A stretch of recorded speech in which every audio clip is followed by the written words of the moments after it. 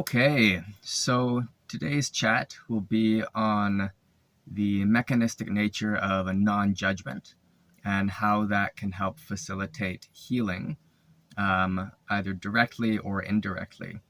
By directly, I mean focusing on this mechanism, and indirectly as just a byproduct of having a non-judgmental nature and attitude as part of your personality and how you live. So, what typically happens when, let's say, we see a quality in somebody and we don't like that quality is, or it might not even, we might not even really care, but we'll see a quality we might deem as not so good. And we'll start pushing against that quality with our mind and energetically. And we'll look at it. We'll look at it quite hard, and we'll look at it with a fair bit of judgment. And judgment is a very cohesive and rigid mentality. So we attack, we push against this quality with rigidity, okay? And the result of this is that that quality fights back against our judgment so that it can remain, okay? So you develop through this fight-on-fight type of interaction. What ends up happening is you strengthen both. You strengthen the fight on this side of the judgment, and you strengthen the negative or perception of the negative habit or the negative mentality, whatever it is. So that's not so useful. And there's a saying in like any meditative, anything that you might end up doing, which is what you touch with your mind grows, or where attention goes, energy flows. There's all these little variations and sayings.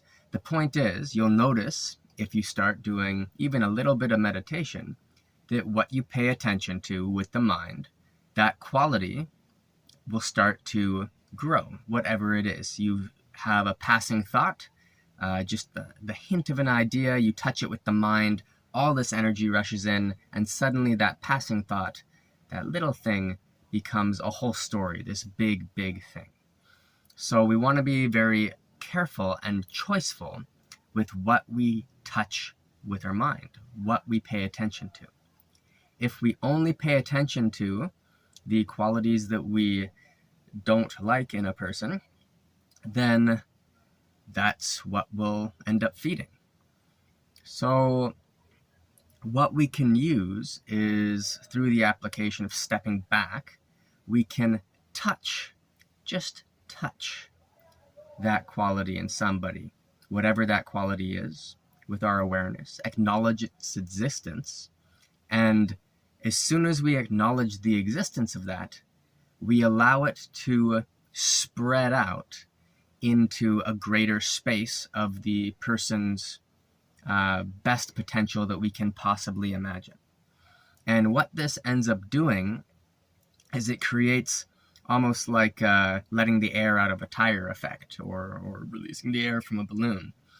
Is you have this small space of that particular habit, and then from there, there's all this energy in it, okay? All this time through which that habit has been fed over the course of somebody's life.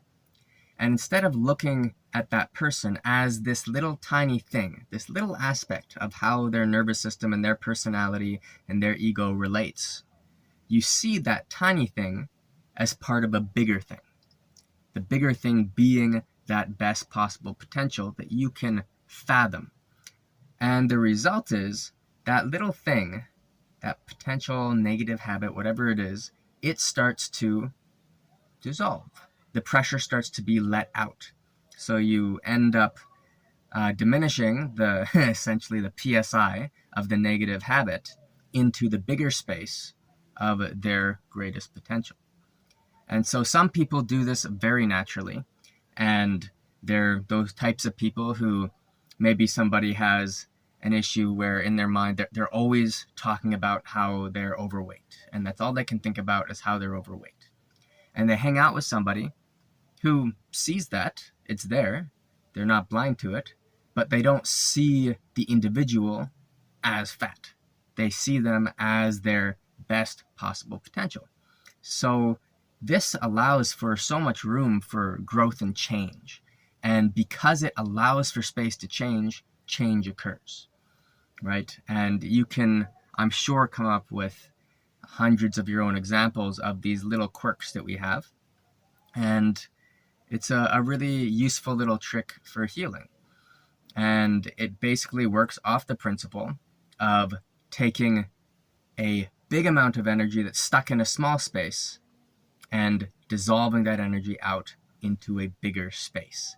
And you don't even have to have the energetic training, the Qigong training or Hermetic training, whatever it is, to do that on purpose with energetic skill. It can happen as a byproduct, a sheer byproduct of perspective. Because, once again, what we touch with the mind grows. So you see that little thing, but you see it as a part of your mind touches the big picture of the greatest potential that that person is capable of, that you can fathom. And some people have this real innately, really, really innate. And it's a real pleasure to watch them just interact with the world. And everyone they interact with just becomes slowly a more and more full version of what they could be. But if we take that same person and we start looking at the flaws and looking at them hard and attaching to those flaws and pushing back against them with our own ego, then those flaws will start to grow. They will be fed by our attention. Okay? So anyway, thought for today, and hopefully you enjoyed this, and that's it for me. All right, thanks for your time. Take care.